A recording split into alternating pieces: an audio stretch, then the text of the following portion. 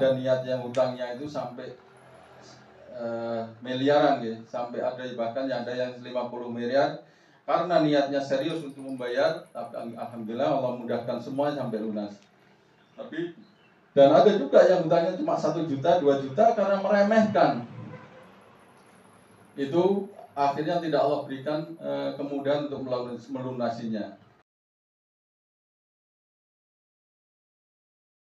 Dan menolak untuk mensolati orang yang punya hutang karena sholat beliau adalah syafaat. Dan hutang membuat terhalangnya syafaat, bahkan sampai orang yang syahid fisabilillah yang semua dosa diampuni, namun dosa hutangnya tidak diampuni. Ya. Ini di Fathul Jalalil wal Ikram di halaman 4 yang ke-157 ini fatwanya Syekh Shalih Al-Utsaimin gitu, Bapak yang dirahmati Allah. Yang selanjutnya adalah yang ke-10, yaitu Allah mengancam kehancuran pada orang yang berhutang. Hutang belum selesai maksudnya gitu, Bapak yang dirahmati Allah. Nah, dari ini diriwayatkan oleh Al-Bukhari di 238.7, hadis yang dari Abu Hurairah, Rasulullah SAW bersabda, ahada amwalan nasi yuridu ada'aha adallahu anhu wa man akhada yuridu itlafaha atlafahallah. Orang yang mengambil harta orang lain atau berhutang dengan niat untuk melunasinya kelak, maka Allah akan menolongnya dia untuk melunasinya. Adapun orang yang mengambil harta orang lain dengan niat tidak akan melunasinya, maka Allah akan menghancurkannya. Jadi saya teringat ada di memorinya Ustadz yang dari Kalimantan itu, dia membuktikan banyak sekali orang yang berjumpa dengan orang yang dengan jamaah beliau gitu ya, ada niat yang hutangnya itu sampai miliaran ya, sampai ada bahkan yang ada yang 50 miliar karena niatnya serius untuk membayar. Tapi alhamdulillah Allah mudahkan semuanya sampai lunas. Dan ada juga yang hutangnya cuma 1 juta, 2 juta karena meremehkan. Itu akhirnya tidak Allah berikan kemudahan untuk melunasinya. Bahkan saya mengalami sendiri, Bapak dan Ibu Allah, sampai sekarang bahkan saya punya teman yang sangat dekat dengan saya, hutang yang tidak banyak, mungkin 1 juta gitu. Karena dia tidak mau melunasi, saya itu kalau punya masalah pribadi atau apa itu, saya selalu akan melibatkan istri gitu, alhamdulillah. Jadi saya minjemi siapapun itu istri akan tahu akhirnya. Dan teman saya itu hutang, saya SMS tidak membalas, bahkan jarang tidak dibaca. Saya WhatsApp seperti itu. Karena orang berhutang itu akan jadi penakut, Bapak yang dirahmati Allah. Saya punya teman orang yang sangat gagah, bahkan suka petentang-petenteng sama orang. Ketika saya WhatsApp, karena dia punya hutang itu pura-pura nggak dibaca. Ya, akan jadi penakut sekali, akan jadi pengecut sekali orang berhutang itu. Karena ini itulah teror dari yang digambarkan oleh Rasulullah SAW. Kalau siang akan menjadi kehinaan dan malam akan menjadi teror yang sangat menghinakan. Ya. Saya punya teman itu banyak yang akhirnya ngemplang semua itu, dan akhirnya akan ketakutan sendiri. Lihat saya itu udah kayak orang ketakutan sendiri. Ketika itu istri saya tahu, dan akhirnya istrinya saya paham karena istri dia juga mungkin baru pulang dari luar negeri, hitungannya mungkin punya uang gitu ya. Akhirnya istri saya datang, mumpung istrinya pulang dari luar negeri, saya tagih nih gitu. Ketika ditagih, ternyata malah dia bilangnya enak sekali, saya akan minta waktu itu. Padahal demi Allah dia itu utang.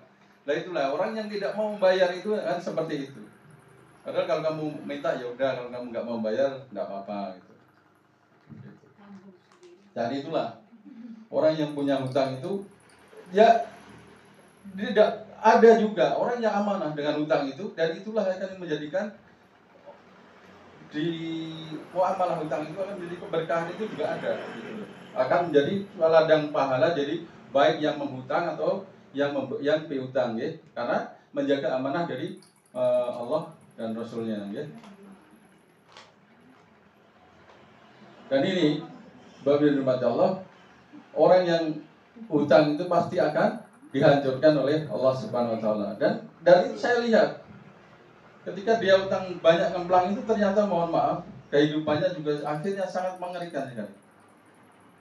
Bahkan sangat, kalau mungkin orang hancur itu mungkin dihancur di mungkin pikirannya di ekonomi, atau di ekonomi akan hancur.